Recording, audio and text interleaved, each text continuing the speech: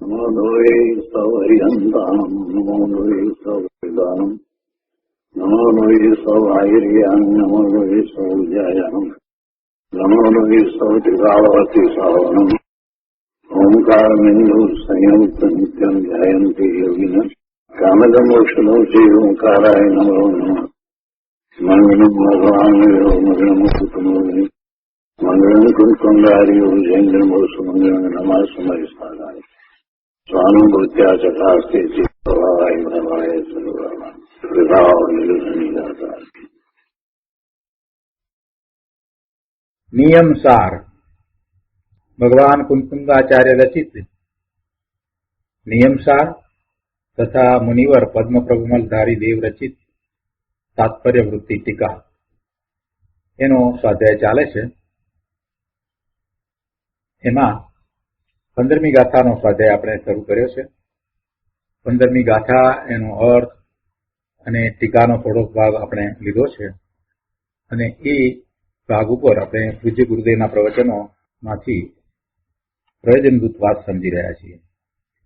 15મી ગાથામાં મૂળ વાત એ આવી કે પર્યાય બે પ્રકારે છે, સ્વભાવ પર્યાયો અને વિભાવ પર્યાયો. અને સ્વભાવ પર્યાયનું વર્ણન કરતા ટીકામાં મુનિવરે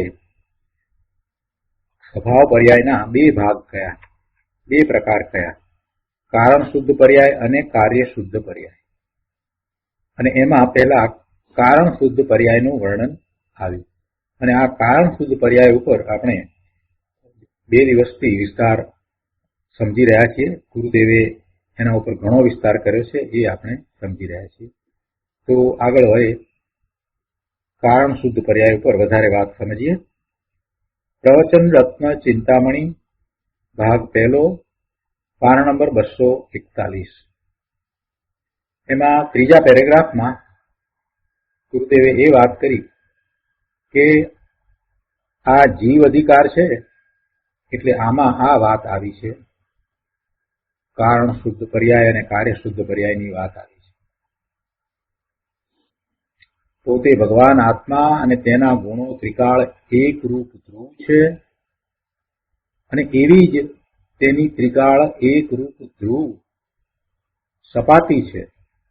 સમુદ્રનું ઉદાહરણ આપી અને એ વાત સમજાવી કે અંદરમાં પડેલું દળ અને જે એક રૂપ રહેતી સપાટી, અને સપાટીની ઉપર પછી સપાટીમાં જે મોજા થાય છે એ જુદી વસ્તુ છે, પણ એક રૂપ રહેતી એક સપાટી, એ સપાટીને કારણ પર્યાય સાથે સરખાવી. અહીંયા કહે છે કે એવી જ તેની ત્રિકાળ એક રૂપ ધ્રુવ સપાટી છે, તે કારણ પર્યાય છે. ભગવાન આત્મા પોતે ત્રિકાળ એક રૂપ ધ્રુવ છે, અનંત ગુણનો સમૂહ છે, એ ધ્રુવ છે. અને એવી જ એની એક રૂપ રહેતી જે પર્યાય કે જે એ અનંત ગુણો સાથે તે પણ છે, તેની સાથે તન્મય છે, એવી એ કારણ શુદ્ધ પર્યાય છે. વસ્તુ ધ્રુવ છે, અનંત ગુણો છે, એ ધ્રુવ છે, ત્રિકાળ છે, તો એની આ પર્યાય એ પણ ત્રિકાળ છે, એ પણ ધ્રુવ છે, એ એક રૂપ છે, એને કારણ શુદ્ધ પર્યાય કહી. એ પર્યાય છે એટલે એ વિશેષ છે, એને વિશેષ કહેવાય. છતાં તે છે તો સામાન્યનો જ ધ્રુવ એક રૂપ અંશ, અર્થાંત ત્રિકાળી એક રૂપ પર્યાય એટલે કે કારણ શુદ્ધ પર્યાય કે જે અંદરમાં સપાટી રૂપ ભાગ છે તે ધ્રુવ ધ્રુવ ધ્રુવ છે, અને તે કારણ શુદ્ધ પર્યાય એ પારિણામિક ભાવે છે, એ પારિણામિક ભાવે છે. એટલે બીજી રીતે કહીએ તો એ સામાન્યનો જ ધ્રુવ એક રૂપ અંશ છે.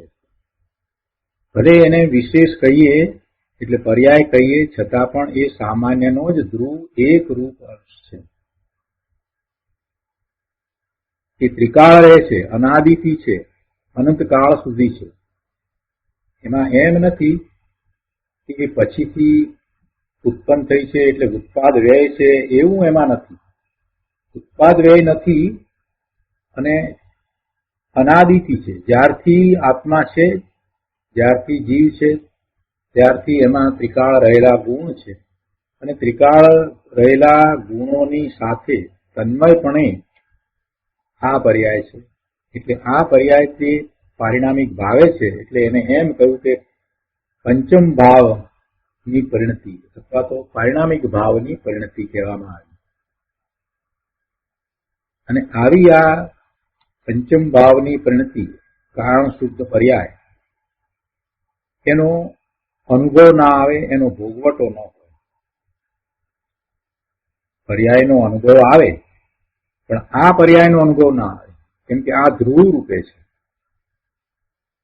તો કે અનુભવ પર્યાયનો આવે છે પણ એ પર્યાય કઈ? જેના ઉત્પાદ વય થાય છે, જે નવી નવી ઉત્પન્ન થાય છે, એ પર્યાય નો અનુભવ આવે છે. પણ આ કારણ શુદ્ધ પર્યાય છે એ અનુભવમાં ના આવે, એનું જ્ઞાન થાય. કેમ કે ઉત્પાદ વ્યય રહિત ત્રિકાળ ધ્રુવ એક રૂપ છે. જેમ ધ્રુવ છે તે અનુભવમાં નથી આવતો, એનું જ્ઞાન થાય છે, તે જ રીતે આ કારણ પર્યાય પણ એ ધ્રુવ એક રૂપ અંશ છે. એટલે એ પણ અનુભવમાં ના આવે, એનું જ્ઞાન થાય છે.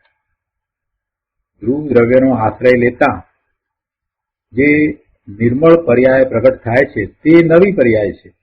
અને એવા પરિણામ જે થાય છે એનો અનુભવ છે, એનો ભોગવટો છે, એ વેદનમાં આવે છે કે જે નિર્મળ પર્યાય પ્રગટ થાય છે તેનો અનુભવ ભોગવટો આવે છે. વેદનમાં પ્રગટ પર્યાય આવે છે પણ વેદનમાં આ દ્રવ્ય ગુણ કે કારણ પર્યાય ન આવે, પરંતુ એ જ્ઞાનમાં જણાય.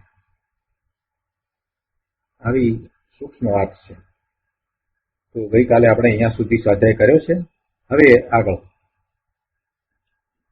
ગુરુદેવ અહીંયા કહે છે કે અંદર દ્રવ્ય જે વસ્તુ આત્મા છે તે ભગવાન તારી પૂંજી છે, એ તારી લક્ષ્મી છે. અને ત્રિકાળી ધ્રુવ રૂપ એના જે જ્ઞાન દર્શન આદિ ગુણો છે, અર્થાંત ત્રિકાળી ધ્રુવ રૂપ જે સ્વભાવ ચતુષ્ટય છે તે પણ અંદરમાં તારી પૂંજી છે, એ પણ તારી લક્ષ્મી છે, એ તારી સંપદા છે. તથા તેની સાથે રહેલી જે ઉપજવા બદલવાના પરિણમન વિનાની, એટલે કે ઉત્પાદ વ્યય વિનાની એક રૂપ પર્યાયની અનાદિ અનંત ધ્રુવ ધારા છે, તે પણ તારી અંદરમાં પૂંજી છે. એ કારણ પર્યાય એની એ અનાદિ અનંત એમ ને એમ રહે છે. એ કારણ પર્યાય એની એ જેમ છે, જેવી છે તેવી એક રૂપ રહે છે. એમાં કોઈ બદલાવ નથી, એમાં ઉત્પાદ અને વ્યય નથી. આ કારણ શુદ્ધ પર્યાય પર્યાય રૂપે છે, છતાં તેમાં પરિણમન નથી, પણ તે એક રૂપ છે તેવી એ દશા છે, એમ અહીંયા કહેવું છે. અને તેથી આ ઘણી ગંભીર વાત છે. ઘણી ગંભીર વાત એટલા માટે છે કે પર્યાય છે છતાં એક રૂપ છે, એમાં બદલાવ નથી. આમ ત્રિકાળી દ્રવ્ય ગુણ અને કારણ પર્યાય એમ મળીને આખી વસ્તુ સિદ્ધ થાય છે. જો કારણ પર્યાય ન માનવામાં આવે, ન સ્વીકારવામાં આવે તો આખી વસ્તુ સિદ્ધ નહીં થાય. માત્ર દ્રવ્ય ગુણ જ સિદ્ધ થાય છે. પર્યાય છે અને પેલી જે પર્યાય, જે બદલાતી પર્યાય, જે નવી નવી થાય છે, જેની આદિ છે, એ બધી પર્યાય સંસારની પર્યાય, મોક્ષ માર્ગની પર્યાય અને મોક્ષની પર્યાય, એ બધી પર્યાય એ તો જુદી જુદી થાય છે, વિવિધ પ્રકારની છે, નવી નવી થાય છે, ઉત્પાદ વ્યય સહિત છે. એટલે એ તો વ્યવહાર નયનો વિષય છે. એ તો વ્યવહાર નયનો વિષય છે.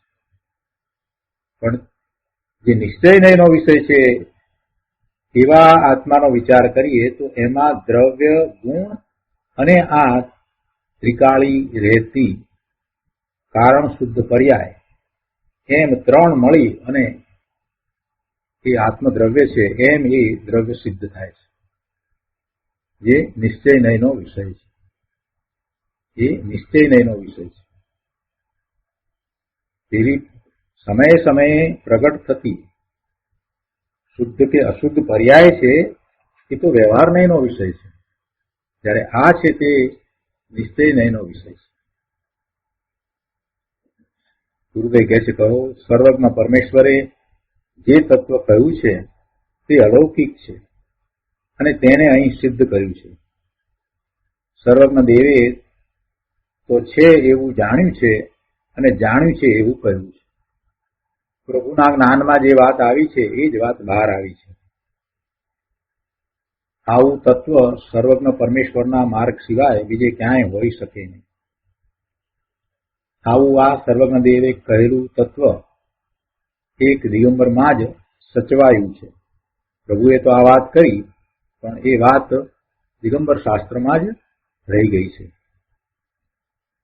આ કોઈ પક્ષની વાત નથી.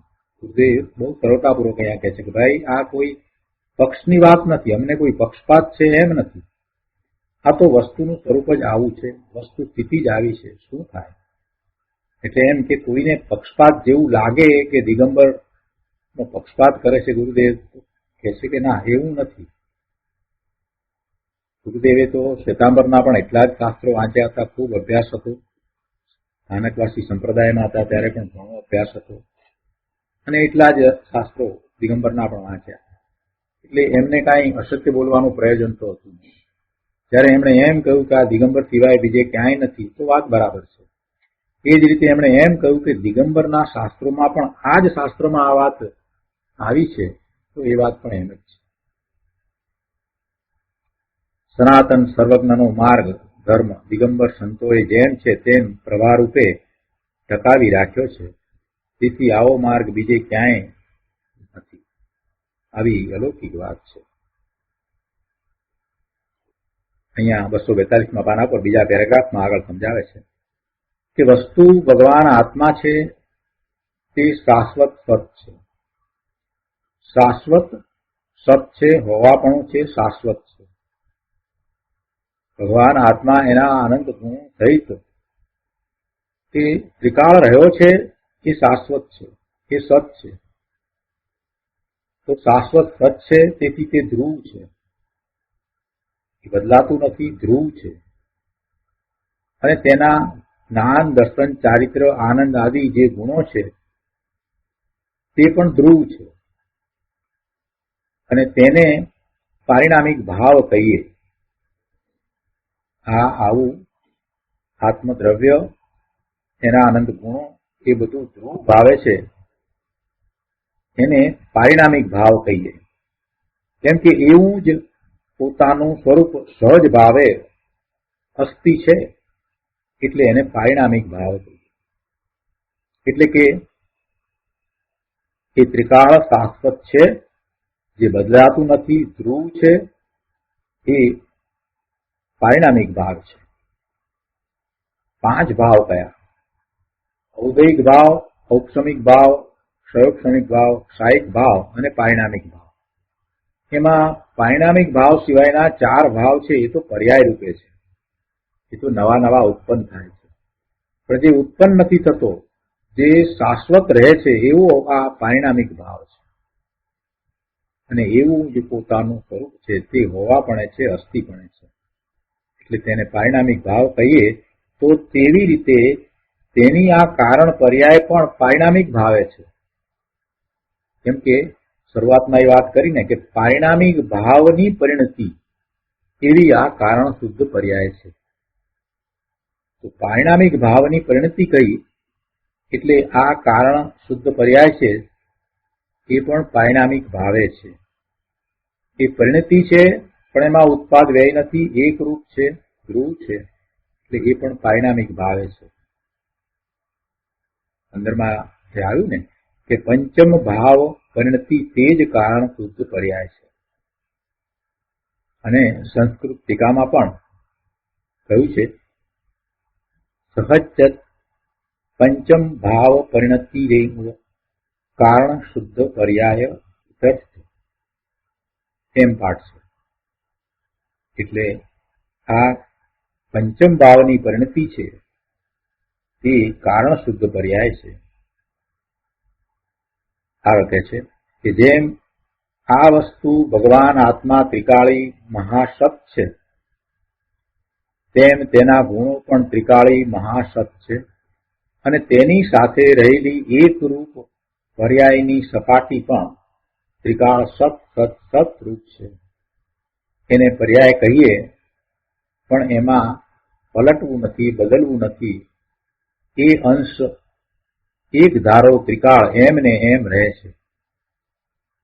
સૂક્ષ્મ વાત છે, ગંભીર વાત છે, પણ આ પર્યાય જે બદલતી નથી, જે પલટતી નથી અને એક રૂપ રહે છે, જે કારણ શુદ્ધ પર્યાય છે, એ પારિણામિક ભાવે જ રહેલી છે. અને એ અને દ્રવ્ય ગુણ મળીને આખું વસ્તુનું સ્વરૂપ છે. એના વિના આ વસ્તુનું આખું સ્વરૂપ સિદ્ધ નથી થતું. એટલે આ કારણ શુદ્ધ પર્યાય કહી એમાં ભલે પર્યાય શબ્દ આવે છે પણ એ ત્રિકાળ રહેતો અંશ છે, એ ધ્રુવ અંશ છે, પારિણામિક ભાવે છે. એને એમ કહી દીધું કે પંચમ ભાવની પરિણતિ અથવા તો પારિણામિક ભાવની પરિણતિ.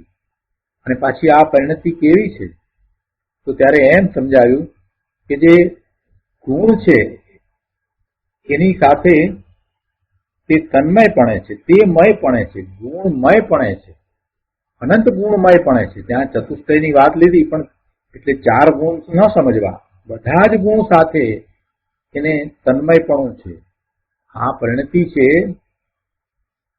એને બધા જ ગુણ સાથે તન્મયપણું છે. દરેક ગુણ સાથે એને તન્મયપણું છે, તેમયપણું છે. તન્મયપણું એટલે શું છે? જે ગુણ છે એ એક ગુણની આ કારણ શુદ્ધ પર્યાય છે. દરેક ગુણની કારણ શુદ્ધ પર્યાય છે. એ વાત પછી ગુરુદેવ આગળ સમજાવે છે. કેમ કે એને દરેક ગુણ સાથે, અનંત ગુણ સાથે તન્મયપણું છે. એટલે એવા ગુણ અને એની એક રૂપ પરિણતિ એ મળી અને આખું તત્વ છે, એવું જીવ તત્વ છે. અને એના તરફ લક્ષ્ય કરતા, ત્યાં એકાગ્રતા કરતા, તેનું મનન ચિંતન કરતા ધર્મની દશા પ્રગટ થાય છે અને એ મોક્ષનો માર્ગ છે. એનું લક્ષ્ય કરીને પછી એમાં ને એમાં આગળ વધતા ત્યાં જ એકાગ્રતા કરતા નિર્મળ પરિણામ થાય છે. સમ્યક દર્શન, સમ્યક જ્ઞાન, સમ્યક ચારિત્રના પરિણામ થાય છે. તે નવા છે, એ નવા નવા થાય છે અને એ ક્ષણિક છે. થોડો સમય એ પરિણામ નિર્મળ પર્યાય થઈ અને પછી પાછો જીવ જ્યારે એ બહારમાં આવે છે તો બીજા પ્રકારના પરિણામ થાય છે, શુભાશુભ ભાવના પરિણામ થાય છે. પણ બહારમાં આવે છે ત્યારે પણ જે કારણ શુદ્ધ પર્યાય, જે પારિણામિક ભાવની પરિણતિ છે, એ તો એવી ને એવી એક રૂપ હોય જ છે. એ તો એક ધારાએ અંદરમાં ચાલી જ રહી છે. બહુ સ્પષ્ટ કરી દીધું. ગુરુદેવ પાછા આગળ સમજાવે છે કે જો પાછા કે છે કે પાછી ભાષા કેવી લીધી છે કે પૂજિત પંચમ ભાવ પરિણતિ. આગળ પૂજિત વિશેષણ મૂક્યું છે એટલે કે પરિણતિ પૂજવા યોગ્ય છે એમ કહ્યું. આ પંચમ ભાવ પરિણતિ પૂજવા યોગ્ય છે, આદરણીય છે, એકાગ્રતા કરવા યોગ્ય છે. ત્રિકાળી દ્રવ્ય ગુણની સાથે રહેલી, ત્રિકાળી દ્રવ્ય ગુણની સાથે રહેલી તે પર્યાય એટલે કે આ કારણ શુદ્ધ પર્યાય એ પણ પૂજવા યોગ્ય છે, આદરવા યોગ્ય છે, ઉપાદેય છે, આશ્રય કરવા યોગ્ય છે અને તેમાં નજર કરીને એકાગ્ર થવા લાયક છે. અને એમાં નજર કરીને એકાગ્ર થવું એનું નામ મોક્ષનો માર્ગ છે. જેમ સામાન્યમાંથી સમ્યક દર્શન જ્ઞાન ચારિત્ર આવે છે એમ કહીએ તેમ તેનું જે આ વર્તમાન એવું ત્રિકાળી વિશેષ છે. ત્રિકાળી વિશેષ છે એટલે કે કારણ શુદ્ધ પર્યાય છે એ ત્રિકાળી વિશેષ છે.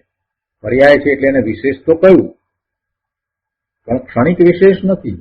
આ ત્રિકાળી વિશેષ છે, ધ્રુવપણે છે.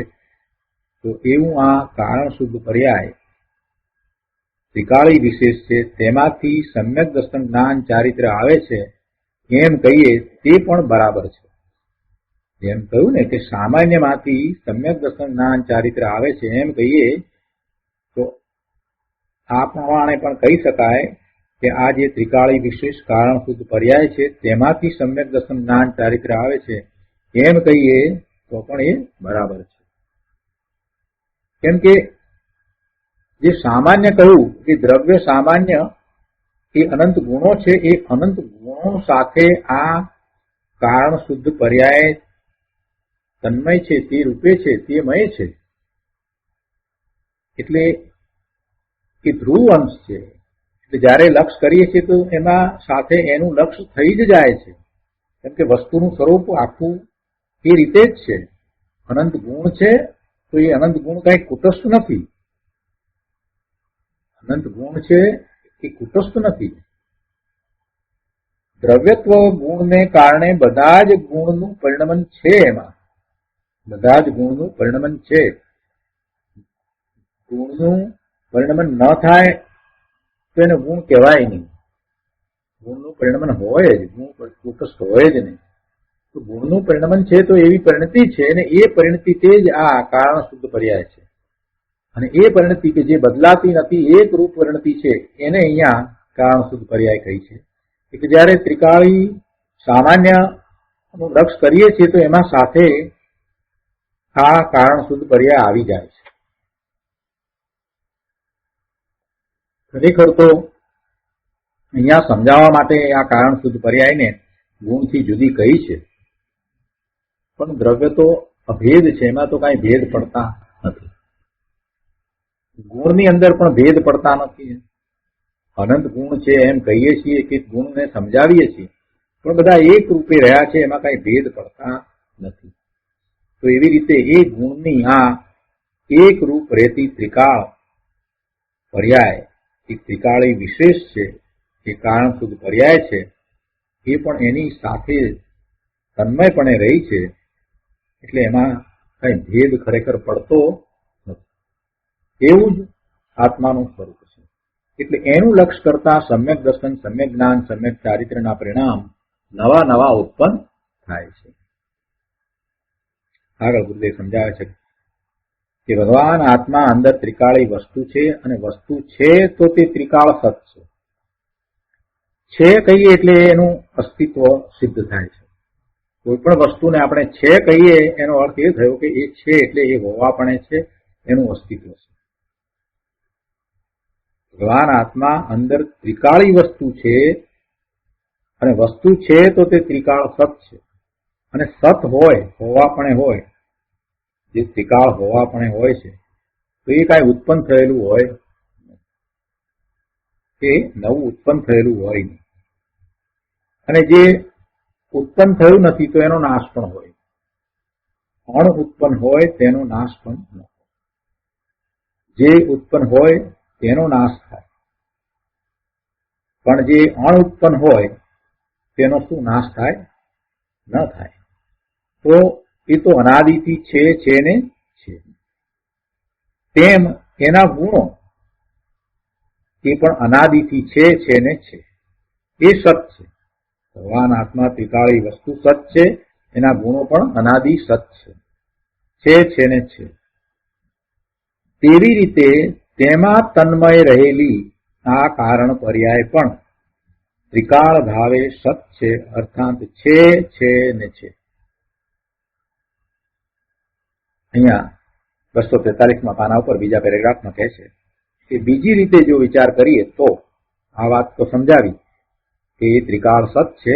ગુરુદેવ હવે આગળ સમજાવે છે કે જો બીજી રીતે વિચારીએ તો સંસાર પર્યાય, મોક્ષ પર્યાય અને સિદ્ધ પર્યાય એ બધો વ્યવહાર, એટલે એ વ્યવહારનો એનો વિષય છે. સંસાર પર્યાય, મોક્ષ પર્યાય અને સિદ્ધ પર્યાય એ બધો વ્યવહાર છે, વ્યવહાર નયનો વિષય છે. મોક્ષ માર્ગની પર્યાય એ પણ વ્યવહાર નયનો વિષય છે. જ્યારે દ્રવ્યમાં રહેલી દ્રવ્ય સ્થિત એક એવી પર્યાય છે કે જે નિશ્ચયમાં જાય છે, એટલે કે નિશ્ચય નયનો વિષય છે. આ પેલી ત્રણ પર્યાયની વાત જે કરી એ બધી પર્યાય, સંસાર પર્યાય, મોક્ષ માર્ગની પર્યાય, મોક્ષ પર્યાય, સિદ્ધ પર્યાય જે છે તે એ નવી નવી ઉત્પન્ન થાય છે, એટલે એ વ્યવહાર નયનો વિષય છે. પણ દ્રવ્યમાં રહેલી દ્રવ્ય સ્થિત એક એવી પર્યાય છે કે જે નિશ્ચયમાં જાય છે, એટલે કે નિશ્ચય નયનો વિષય છે, અને તે આ કારણ શુદ્ધ પર્યાય છે. આ કારણ શુદ્ધ પર્યાય વ્યવહાર નય નથી, વ્યવહાર નયનો વિષય પણ નથી, પણ એ નિશ્ચય છે. જ્યારે આ બધા સંસાર અને સિદ્ધ એવા ભેદો એ વ્યવહારમાં જાય છે. ભેદ પડે ને, એ પર્યાયમાં ભેદ પડે ને, એકરૂપ પર્યાય નથી, નવી નવી ઉત્પન્ન થાય છે અને એમાં ભેદ પડે છે, એટલે એ વ્યવહારમાં જાય છે. કેમ કે પ્રગટ પર્યાયના ભેદ છે ને, માટે એ વ્યવહાર છે. સિદ્ધ પદ અને કેવળ જ્ઞાનની પર્યાય એ વ્યવહાર નયનો, એટલે કે સદભૂત વ્યવહાર નયનો વિષય છે. સદભૂત વ્યવહાર નયનો વિષય છે એટલે એ છે અને સદભૂત સાચું છે. એમાં કાંઈ ઉપચારથી વાત કરી છે કે કોઈ બીજી રીતે કથન કરવામાં આવ્યું એમ નહીં, છે સદભૂત વ્યવહાર નયનો વિષય છે. પણ ભેદ છે એટલે વ્યવહાર નયનો વિષય છે. સિદ્ધપદ અને કેવળ જ્ઞાનની પર્યાય એ વ્યવહાર નયનો, સદભૂત વ્યવહાર નયનો વિષય છે. કોને? કે નીચલી દશામાં સાધક. કેમ કે જેમને કેવળ જ્ઞાન અને સિદ્ધપદ પ્રગટ્યું છે તેમને તો નય નથી. જો અહીંયા થોડુંક સમજવા જેવું છે. જેમને કેવળ જ્ઞાન થયું છે એવા અરિહંત પરમેશ્વર અને સિદ્ધ ભગવાનને તો પછી નય નથી. પણ નીચલી દશામાં, સાધક દશામાં, ચોથા ગુણસ્થાનથી 12મા ગુણસ્થાનની દશા જે છે એ દશાને સાધક દશા કહીએ.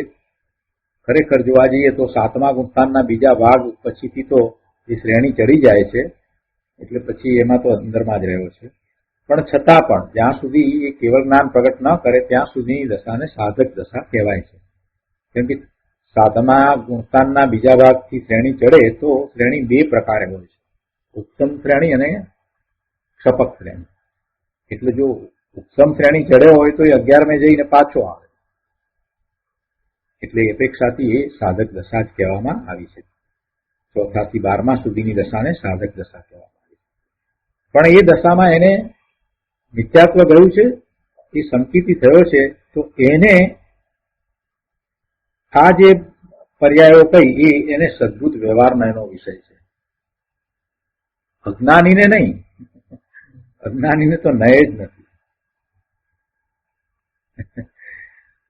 જે પૂર્ણ જ્ઞાની છે, એટલે કે પૂર્ણ દશા જેમણે પ્રગટ કરી છે, કેવળ જ્ઞાન થયું છે, સિદ્ધપદ પ્રગટ્યું છે, એમને તો નય નથી. અને અજ્ઞાનીને પણ નય નથી. અજ્ઞાનીને ક્યાં નય છે? તો નીચલી દશામાં સાધકને એ સદભૂત વ્યવહાર નયનો વિષય છે. સ્કૂલમાં જે ગયો જ નથી એને એમ પૂછે કે તું કયા ધોરણમાં ભણે છે,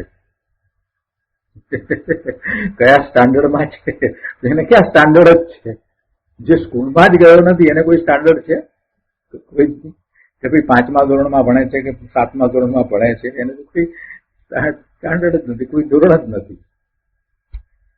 જે સ્કૂલમાં ભણે છે એને માટે છે કે ભાઈ આ તું 5મામાં છે, 6મામાં છે કે 8મામાં છે.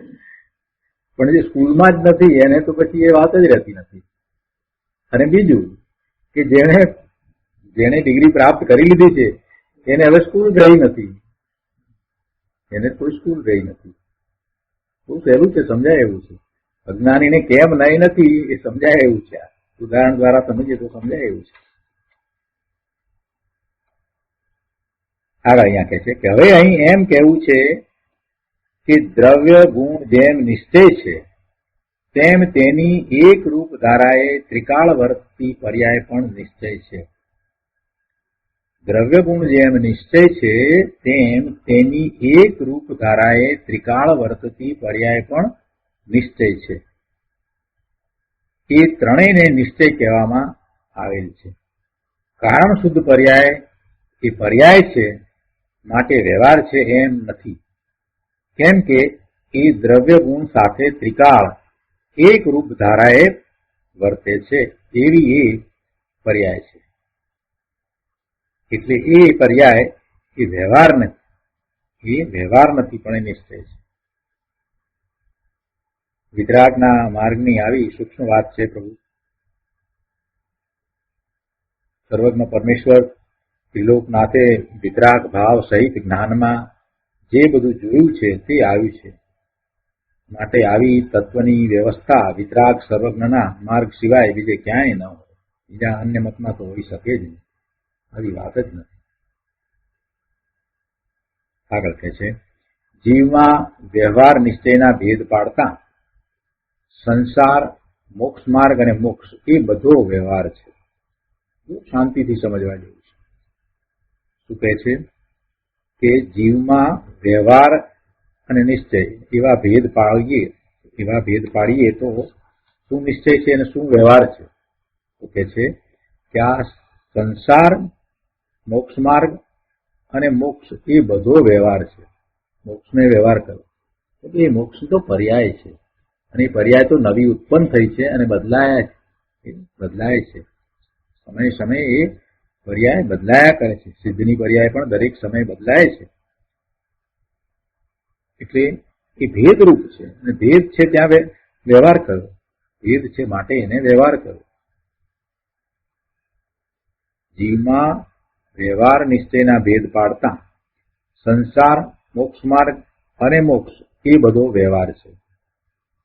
તો પછી પર્યાયનો નિશ્ચય હોવો જોઈએ. આ તો બધી પર્યાય છે. સંસાર પર્યાય, મોક્ષ માર્ગની પર્યાય, મોક્ષની પર્યાય, એ તો બધી પર્યાય છે. તો એ બધી પર્યાયને વ્યવહારમાં નાખીએ તો પછી પર્યાયનો નિશ્ચય શું? તો આ કારણ શુદ્ધ પર્યાય એ પર્યાયનો નિશ્ચય છે. કારણ શુદ્ધ પર્યાય છે તે પર્યાયનો નિશ્ચય છે. બીજી રીતે વાત સમજાવી, એ નિશ્ચય છે. જો ચાર દ્રવ્યોની પર્યાય ત્રિકાળ એક રૂપ છે. ચાર દ્રવ્યની પર્યાયની વાત કરીને ધર્માસ્તિકાય, અધર્માસ્તિકાય, આકાશ અને કાળ, એ ચાર દ્રવ્યોની પર્યાય છે તે એક સરખી એક રૂપ થાય છે.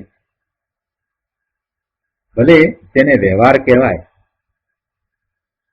એક સરખી એક રૂપ થાય છે, પણ એમાં ઉત્પાદ વ્યય છે એટલે તેને વ્યવહાર કહેવાય. કેમ કે ત્રિકાળી ધ્રુવ તે નિશ્ચય અને ઉત્પાદ વ્યય તે વ્યવહાર છે. એટલે પેલા ચાર દ્રવ્યોની એક રૂપ પર્યાય થાય છે, એક સરખી જ પર્યાય થાય છે, પણ એમાં ઉત્પાદ વ્યય છે એટલે એ અપેક્ષાથી એને વ્યવહાર કહેવાય. ત્રિકાળી ધ્રુવ તે નિશ્ચય અને ઉત્પાદ વ્યય છે તે વ્યવહાર, ભેદ છે તે વ્યવહાર. ક્રમમાં જે આપણે સમજીએ છીએ એ બધું વ્યવહાર. એક પછી એક ગુણ આપણે સમજતા જઈએ તો એ વ્યવહાર થયો કહેવાય. ખરેખર ગુણ કઈ એક પછી એક ક્રમમાં નથી, એક સાથે બધા રહ્યા છે, એક રૂપ રહ્યા છે, પણ વસ્તુના સ્વરૂપને સમજીએ છીએ એ પણ વ્યવહાર. નિશ્ચયને સમજીએ છીએ એ સમજણ જે છે એ સમજવું એ બધો વ્યવહાર છે. એટલે આખું તત્વ આપણે સમજીએ છીએ તો વ્યવહાર દ્વારા જ સમજીએ છીએ. એટલે આ રીતે અનેક પ્રકારે વ્યવહાર છે. એટલે એમાં આ ઉત્પાદ વ્યય છે એ પણ વ્યવહાર છે, ભેદરૂપ કથન છે એ પણ વ્યવહાર છે. તો અહીંયા કહે છે કે ત્રિકાળી ધ્રુવ તે નિશ્ચય અને ઉત્પાદ વ્યય તે વ્યવહાર છે. તેમ છતાં તે વ્યવહાર ચાર દ્રવ્યોમાં એક ધારો છે.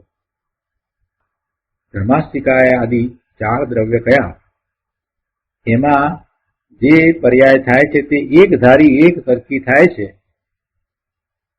એના ઉત્પાદ વ્યય છે એટલે એ અપેક્ષા એ વ્યવહાર છે.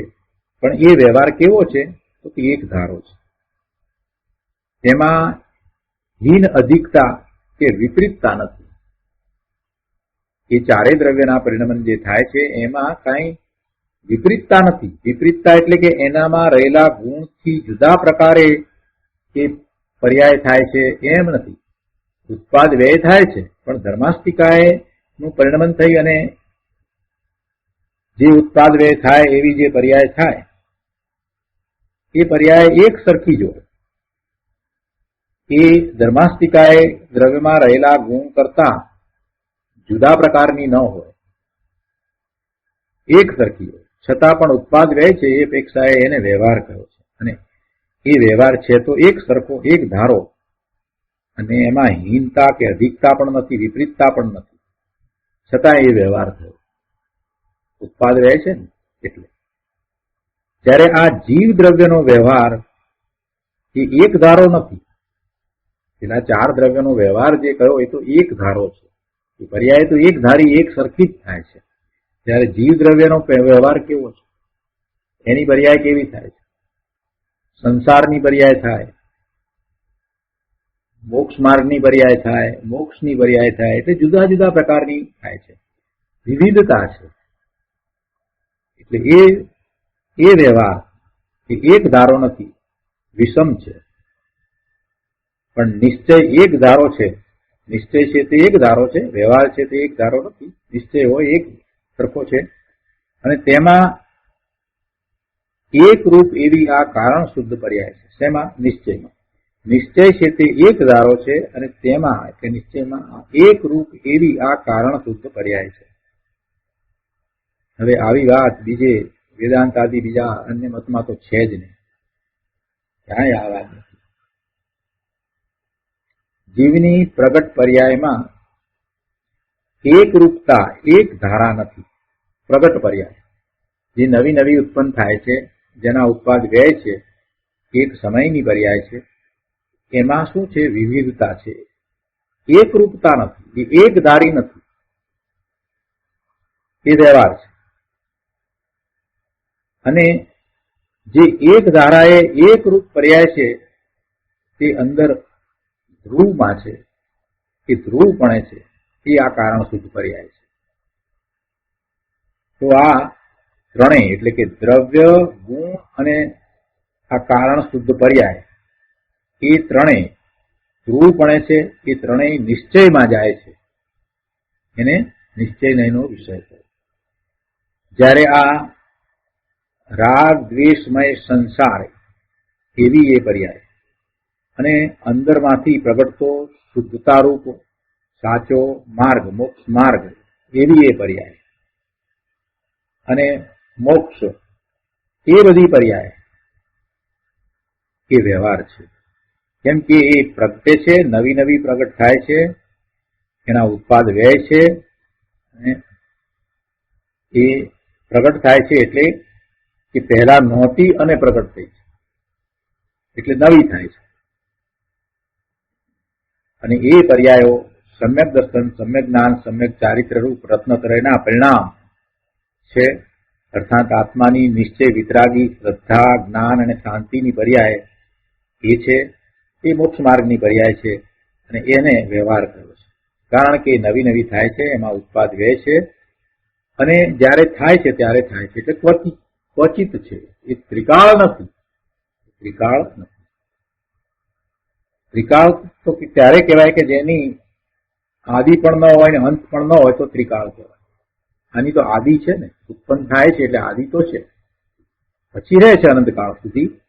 મોક્ષની પર્યાય છે તો અનંતકાળ સુધી રહે છે, પણ સ આદિ સહિત છે. એટલે એ વ્યવહાર છે, એ વ્યવહારનો એનો વિષય. જ્યારે આ દ્રવ્ય, ગુણ અને કારણ શુદ્ધ પર્યાય એ નવી નથી થતી. આ પર્યાય છે તે નવી નથી, અને ક્વચિત નથી, ક્યારેક હોય એમ નથી. ત્રિકાળ છે, માટે તે નિશ્ચય છે. જો કારણ શુદ્ધ પર્યાયમાં આ નિશ્ચય સમજાયો, નિશ્ચય અને વ્યવહાર ની સ્પષ્ટતા કરી, અને નિશ્ચય આખો કારણ શુદ્ધ પર્યાયમાં કઈ રીતે લાગુ પડે છે એ વાત સમજાય. કેટલી બધી તત્વની સૂક્ષ્મ વાત, એક વાત બહુ સ્પષ્ટ કરીને સમજાવી છે. ગુરુદેવ કહે છે કે આ તો વિતરાગનું તત્વ બહુ ગંભીર છે ભાઈ. આગળ 244માં વાના ઉપર ગુરુદેવ કહે છે કે ભગવાન સર્વજ્ઞ દેવે જે કહેલું છે અને ગણધરોએ જે ગૂંથેલું છે તે જ તત્વ અહીં સંતો કહે છે. આ વાત કોઈની કલ્પનાથી આવી છે એમ નથી, કોઈએ માત્ર તર્ક કર્યા છે એમ નથી. ત્રિલોકીનાથ દિનેશ્વર ભગવાન સર્વજ્ઞ થયા છે તો સર્વજ્ઞના જ્ઞાનમાં જ્ઞેય માત્ર જણાય છે, તો કોઈ એવી વાત નથી કે જે એમના જ્ઞાનમાં ના આવે. અને એમના જ્ઞાનમાં જે વાત આવી છે એ વાત પછી બહાર આવે છે. વાણીમાં આ વાત આવી છે, દિનેશ્વર ભગવાનની વાણીમાં ઓમકાર ધ્વનિમાં આ વાત આવી છે. સમોસરણમાં એમની સભામાં ઇન્દ્રો બિરાજે છે, દેવો બિરાજે છે, કેટલાક કેવડી બિરાજે છે, ગણધર ભગવાન બિરાજે છે, જે આજ ભવે મોક્ષે જવાના છે એ પણ બિરાજે છે. તો એ બધાની ઉપસ્થિતિમાં આ વાત બહાર આવી છે, એમને વાત બહાર આવી છે એમ નથી. જેમણે એ પકડી છે એ પણ કાંઈ એવા નથી, સામાન્ય નથી. જે ગણધર ભગવાન છે એ આ ભવે મોક્ષે જનાર છે, ચરમ શરીરી છે. એમાંથી કોઈને ખોટી વાત કહેવાનું પ્રયોજન હોય નહીં, કોઈને અસત્ય બોલવાનું કે અસત્ય લખવાનું કે અસત્ય પરિણામ કરવાનું પ્રયોજન હોય નહીં. એવા એ મહાપુરુષો છે, સત્પુરુષો છે. એટલે ત્યાંથી આ વાત આવી છે. અને ગણધર ભગવાનની પરંપરાએ આગળ આચાર્ય ભગવાને એ વાતને આપણા સુધી પહોંચાડી છે. કહે છે કે જે સ્વભાવ અનંત ચતુષ્ટયનું સ્વરૂપ, તો ત્યાં અનંત ચતુષ્ટયનું સ્વરૂપ એમ સ્વભાવ કહેવામાં આવ્યો. ટીકાની અંદર મુનિવરે એવા શબ્દ મૂક્યા છે કે અનંત ચતુષ્ટયનું સ્વરૂપ.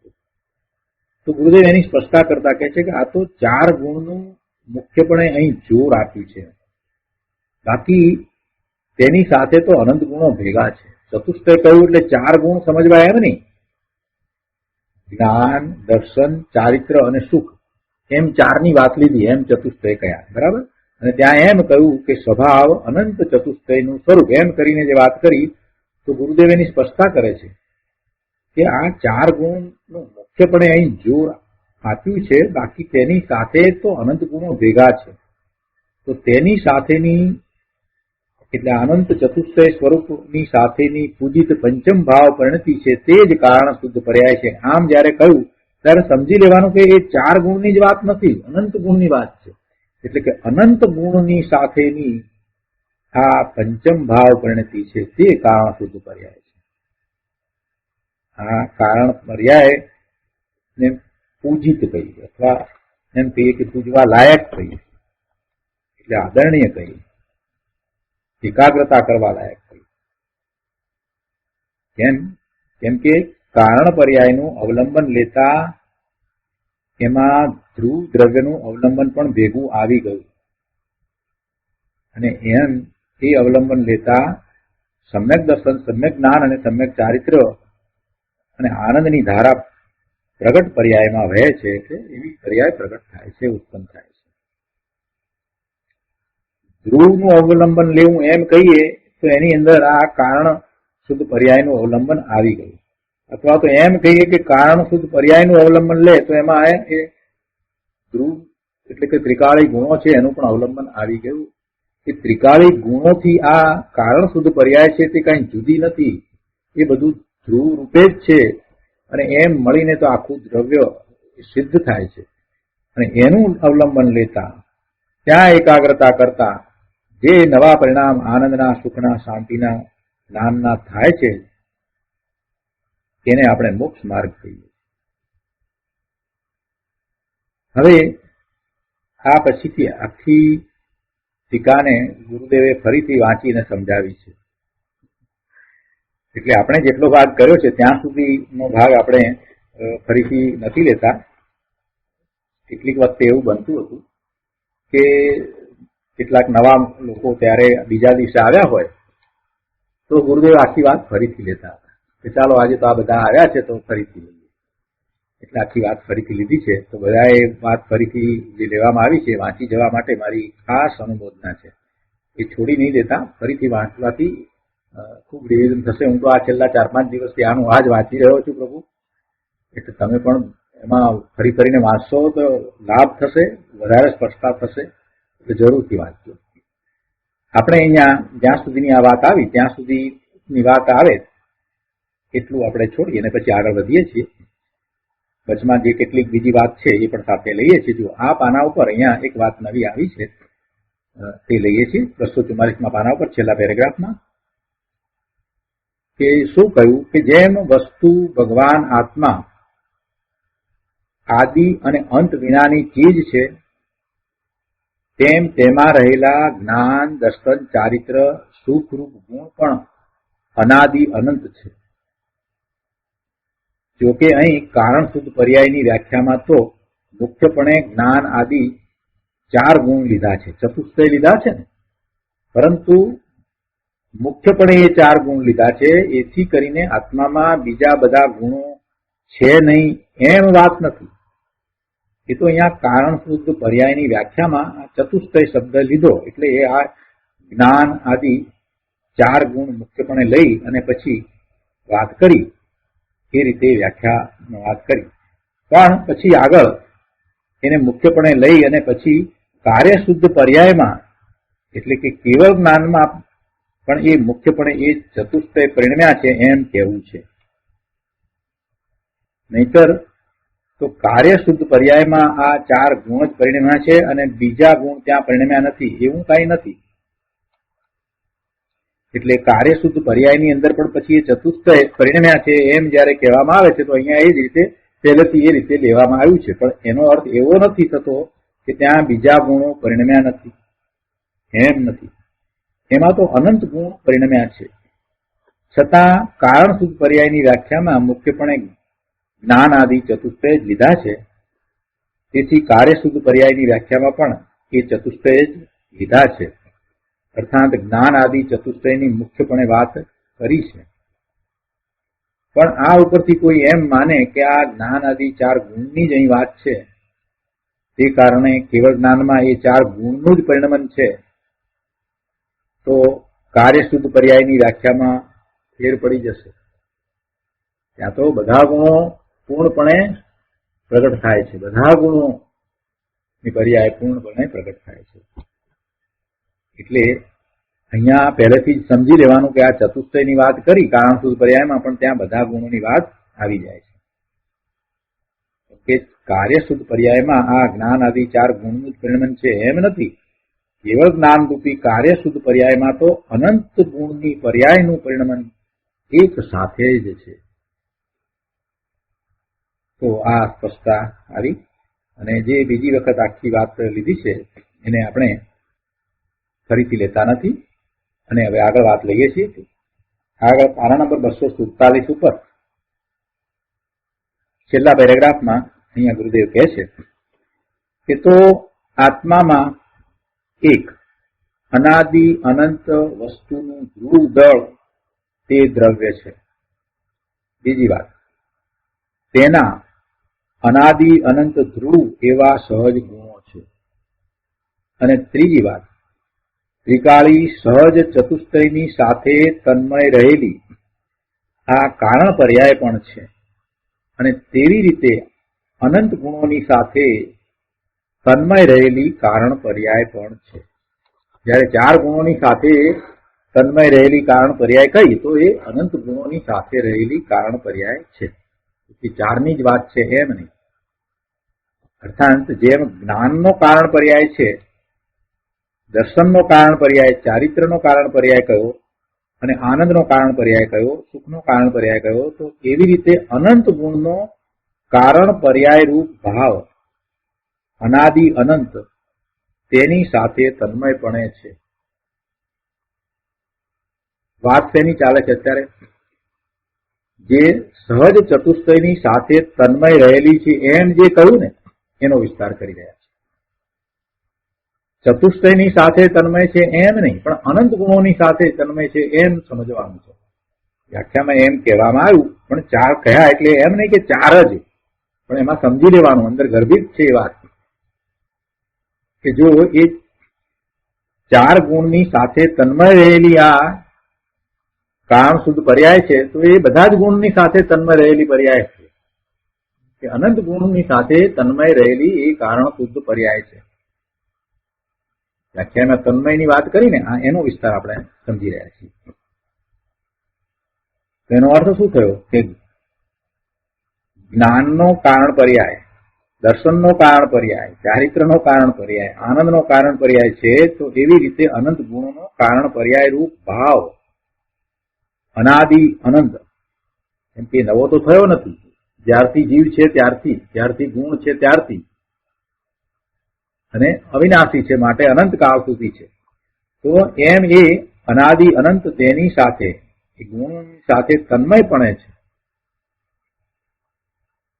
કારણ શુદ્ધ પર્યાયમાં નિશ્ચય અને વ્યવહારની વાત સમજાવી, અને હવે આ તન્મયપણાની વાત દ્વારા અનંત ગુણ સાથે કારણ શુદ્ધ પર્યાય અને તન્મયપણું છે એ સમજાવી રહ્યા છે.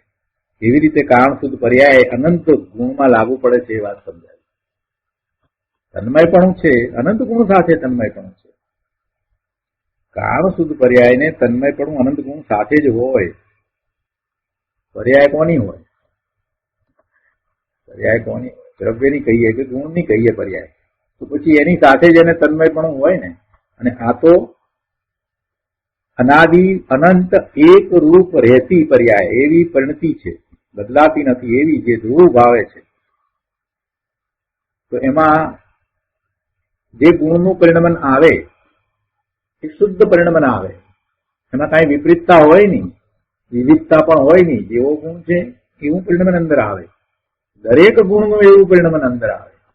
દરેક ગુણ સાથે તન્મય છે ને, તો પછી શું વાત છે પ્રભુ. 148માં પાના પર આગળ કહે છે કે અંદર ભગવાન આત્મા છે, તેનું પૂર્ણ રૂપ આવું છે. કેવું છે? આ સમજાવ્યું તે પ્રમાણે કે અનંત ગુણ છે, દ્રવ્ય છે, જે ધ્રુવ ભાવે છે, ત્રિકાળ છે, ગુણ છે એ પણ ધ્રુવ ભાવે ત્રિકાળ છે, અને એની આ ગુણો સાથે તન્મય રહેતી કારણ શુદ્ધ પર્યાય છે, એ પણ ત્રિકાળ છે, અનાદિ અનંત છે, ધ્રુવ ભાવે છે, એટલે કે પારિણામિક ભાવે છે. એ મળીને આ આખું દ્રવ્ય છે. એટલે ગુરુદેવ અહીંયા કહે છે કે અંદર ભગવાન આત્મા છે, તેનું પૂર્ણ રૂપ આવું છે. એ આખો આવો છે. એટલે કે દ્રવ્ય, ગુણ અને આ કારણ પર્યાય એમ 3 મળીને એનું એક નિશ્ચય પૂર્ણ રૂપ સિદ્ધ થાય છે. આ નિશ્ચય છે. આ નિશ્ચય છે તે દ્રવ્યાર્થી જ્ઞાનનો વિષય છે, એ જ આદરણીય છે, એ જ દ્રષ્ટિનો વિષય છે. જ્યારે એનું લક્ષ કરવામાં આવે ત્યારે જે નિર્મળ પરિણામ થાય છે તે મોક્ષ માર્ગના પરિણામ છે. અને એનું લક્ષ જીવ નથી કરતો અને બહારમાં રહ્યો છે, તો જે પરિણામ થાય છે, સમયે સમયે જે પરિણામ થઈ રહ્યા છે, તે શુભાશુભ ભાવના પરિણામ છે. એ સંસાર પર્યાય છે. જ્યારે આ એ સંસાર પર્યાય હોય કે પછી એવા મોક્ષ માર્ગના પરિણામ હોય કે પછી એવી મોક્ષની પર્યાય થાય, તો એ બધી પર્યાય એમાં ઉત્પાદ વ્યય છે, જે નવી નવી થાય છે. કહે છે કે જ્યારે સંસાર આદિ ઉત્પાદ વ્યય રૂપ પર્યાય નો જે ભેદ છે તે વ્યવહાર છે, એટલે એને વ્યવહાર કહ્યો છે. અને એ વ્યવહાર એ પ્રગટ પર્યાયના ભેદ છે, તેથી એ વ્યવહાર છે. પેલો નિશ્ચય સમજાયો અને આ વ્યવહાર. આગળ કહે છે વસ્તુ નામ આત્માના ગુણ ત્રિકાળ છે, તેની સાથે તન્મયપણે રહેલી વર્તમાન વર્તમાન વર્તમાન એવી જે એક રૂપ અનાદિ અનંત ધ્રુવ પર્યાય છે, તે કારણ પર્યાય છે. આ પર્યાયનું પરિણમન ન હોય, તેમાં ઉત્પાદ વ્યય પણ ન હોય અને તેનું વેદન પણ ન આવે. આ પર્યાયનું પરિણમન ન હોય એટલે કે ઉત્પાદ વ્યય રૂપ પરિણમન ન હોય. આ પર્યાય તો ધ્રુવપણે રહેલી છે, એ પરિણતિ છે. એમાં ઉત્પાદ વ્યય પણ ન હોય અને એનું વેદન પણ ના આવે. એ તો અંદર ઉત્પાદ વ્યય વિનાની ધ્રુવ એમ ને એમ કાયમ રહે, અને એને અહીં કારણ શુદ્ધ પર્યાય કહી છે.